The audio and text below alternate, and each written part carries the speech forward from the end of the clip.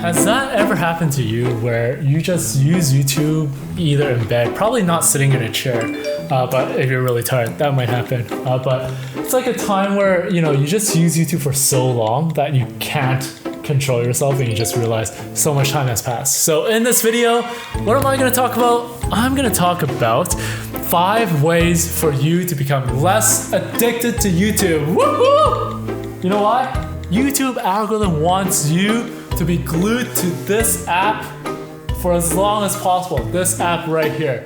They want you to be watching it, okay? So what are we gonna do? I'm gonna teach you 5 secrets to become less addicted to YouTube so that you do not bend to the YouTube overlords, because YouTube is a great platform, but we do not want to be addicted.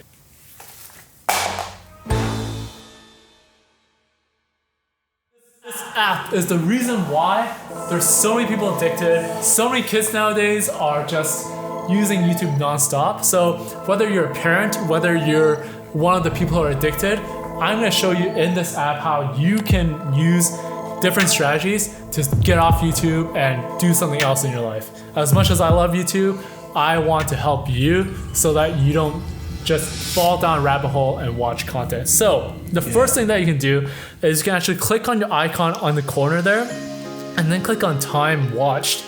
So once you click on that, you can actually see how your activity is when it comes to consuming content. And it tells you on average how much time you consume. Now, I think why this is valuable to me personally is because you don't realize how much time you actually use when it comes to YouTube. Sometimes you might be like, oh, I'm just gonna watch this video before you go to bed, and guess what? It's 2 a.m. and you're still awake. And by you, I mean me. So what you want to do is you want to use this app and just kind of see, okay, it looks like today it says I had 2 hours. So actually today it says 5 hours. That is nuts. And then you can see Tuesday and Thursday, it's really low. So you can kind of think back and see, what did I do during those days that made me not watch as much? So that can be kind of interesting as well. And overall, even the last 7 days, 15 hours of YouTube. That is, 2 hour a day average. So if you think about it, that for me is quite a lot of time. The only difference is that's also my job, so I might be watching client videos, I might be doing some market research as well. But still, this is an example of how, god damn, that is a lot of content. It's how can you even do that? How can you watch that much? So using time watch can be a great way for you to keep yourself accountable and understand that you are watching this much amount of time. So hopefully that was the slap in the face that you were looking for. Now the next thing that I have here is talking about these 2 sections. The first one talking about remind me to take a break and remind me when it's bedtime. So remind me to take a break has actually been probably easily the most useful thing.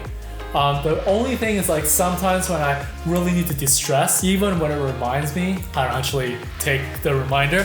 So what you can see here is that it has a reminder frequency where if you set it to every 30 minutes, you would be able to make sure that every 30 minutes it would say a reminder and be like, do you want to take a break? It stops the video and you can choose to click yes or no from that one and you'll be able to continue to watch. So I think that it is not super intrusive, but it is enough for one, if you are actually binge watching, you can be like, oh, yeah, it's been 30 minutes. I didn't even realize that. And you can actually stop watching. And another funny thing too is if you're watching in bed and you fall asleep, this reminder will stop the video from playing, which will eventually turn off your phone as well. So that can be really useful. Because I remember my mom, when she watched videos, she would just play it and then she would fall asleep and just keep playing and burning the battery. So you can actually use this to make sure that it shuts off by itself as well. Tip number 3, pretty straightforward. Remind me when it's bedtime. This one can work as well. You can actually set it for the start time for these ones here. And you can also choose when the end time is. So let's say if you start your day at 9, you could choose that. and then the end date you can choose at this time as well. And this one says wait for a video to finish before reminding.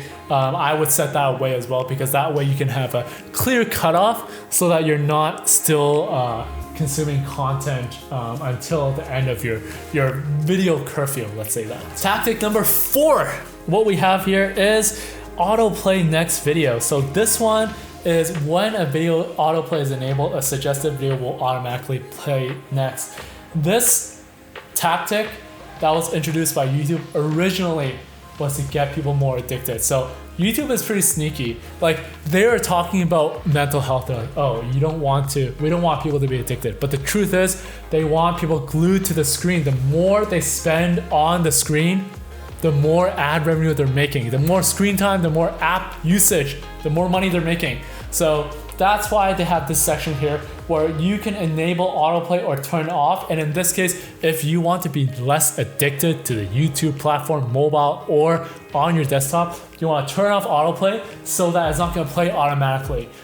The only way I can see this working for, let's say, more people who need this is businesses who play YouTube in the background, and then autoplay works wonders, because that way you don't have to keep setting it. You can create a playlist and be able to use autoplay and have it loop simultaneously. So that can be really useful. All right, and finally you've made it to number 5 of the tips that we're doing. And this one is talking about the watch later tip. Now, when you use the YouTube app, there's one thing that you can do, and I actually never used this until one of my closest friends talked about using it. And what you do is you can actually hit on the 3 dots and click save to watch later. And what that does is that I found that it holds myself more accountable in terms of when I'm watching videos and when I shouldn't be. Because all you need to do is you can go to your watch later tab and you'll be able to find all the videos that you archive to actually watch later.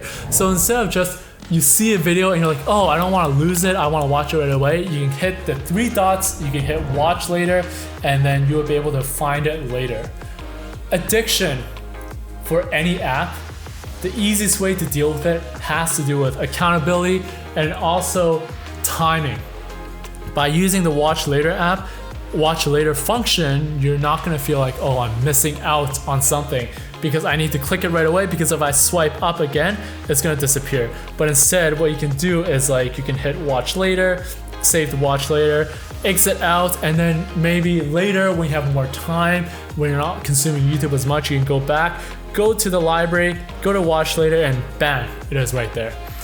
Well, that's gonna be it for this video. Hope you enjoyed it. Hope these tips gave you some insight in terms of whether or not you can become less addicted, watch less content, enjoy the sunshine, even though there isn't much right now. Hope you enjoyed this video. Of course, subscribe to my channel if you wanna see more content like this. Otherwise, I will see you all in the next video. Bye-bye.